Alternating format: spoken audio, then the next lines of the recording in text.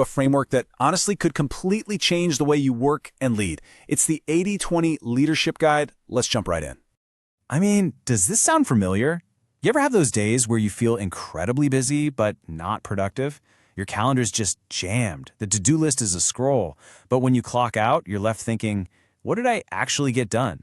It feels like you're just spinning your wheels, right? Well, what if there's a smarter way to work? The solution, it turns out, might be simpler than you think. It all comes down to a way of thinking called the 80-20 principle. You might have heard of it as the Pareto Principle. The big idea here is that a huge chunk of your results, we're talking like 80%, comes from a tiny fraction of your effort, maybe just 20%. So the key isn't about working harder, it's about getting laser focused on the right things. And this really shows you that imbalance perfectly. Think about it.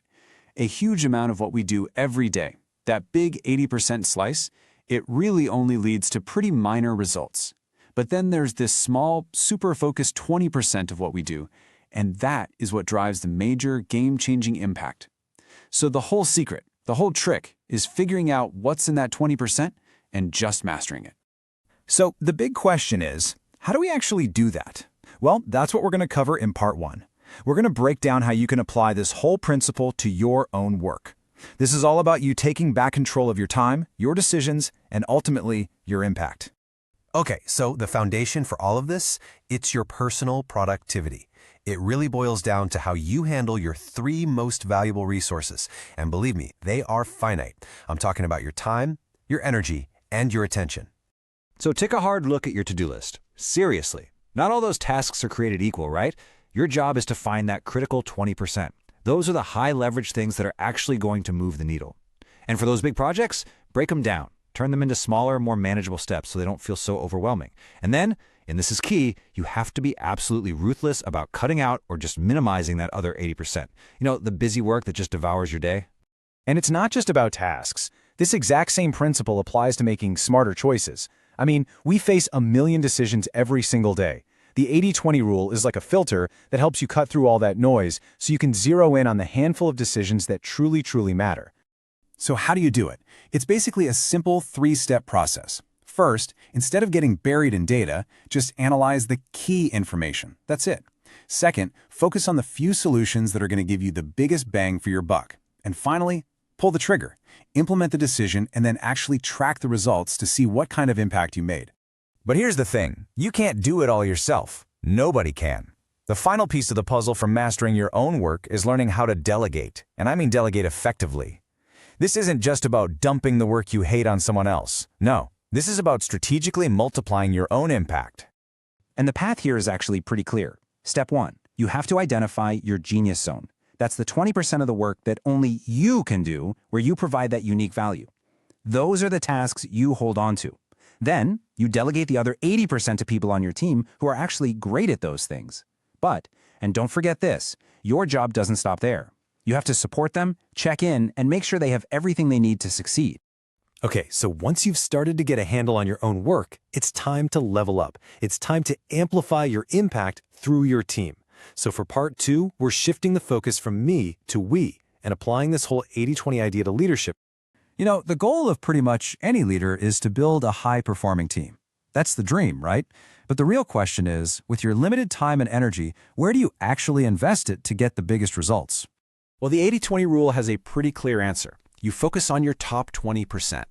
These are your A players. They're the ones who consistently drive most of your team's value. So you invest in their growth. You give them the most critical tasks. You leverage their strengths. And what happens is, it creates this rising tide that just lifts the entire team. And of course, hand in hand with development is feedback. But we've all been on the receiving end of constant, unfocused feedback. It's exhausting for everybody involved. So the question becomes, how do we make feedback way more effective and a lot less draining? This is where something called high-impact feedback comes into play. The idea is simple. Instead of nitpicking every little thing, you focus only on the 20% of behaviors that will make the absolute biggest difference. And the way you deliver it is everything. It has to be specific. It has to be something they can actually achieve, and you should always deliver it in private to build that trust. Let's be real, every team has conflict. It's just part of it. But if you, as a leader, jump into every single minor disagreement, well, that's a massive waste of your energy. The 80-20 approach gives you a much better framework for knowing when to step in and how. So what do? You focus on the 20% of conflicts that are genuinely causing the most disruption, the ones that are really toxic. And when you do step in, your goal should be to find a win-win solution that gets to the real root of the problem, not just putting a Band-Aid on the symptoms. And finally, let's talk about recognition. We all know it's important, but those formal once-a-year award programs, a lot of the time, they just miss the mark completely. There is a much, much more efficient and effective way to build morale. Yeah, the ideal balance here might actually surprise you. The vast majority of your recognition, like 80% of it, should be informal. I'm talking about quick thank yous, a public shout-out in a team meeting, a simple note. It's these small, frequent gestures that build a real culture of appreciation, way more effectively than some big, high-effort award you hand out once a year. Okay, let's tie all of this together with a real-world case study that I think everyone can relate to. The dreaded, soul-crushing, inefficient meeting. We're going to give it a full 80-20 makeover. Does any of this sound familiar? This is what we call the 80% meeting. You know the one. It's bloated with people who have no idea why they're there. It has no clear purpose. It just wanders all over the place because there's no agenda. And it always runs late. It's a classic case of 80% effort for maybe, if you're lucky, 20% value. The solution? It's the 20% meeting. It is lean, mean, and totally focused. You only invite the people who absolutely need to be there. You send out a clear agenda beforehand so everyone's prepared.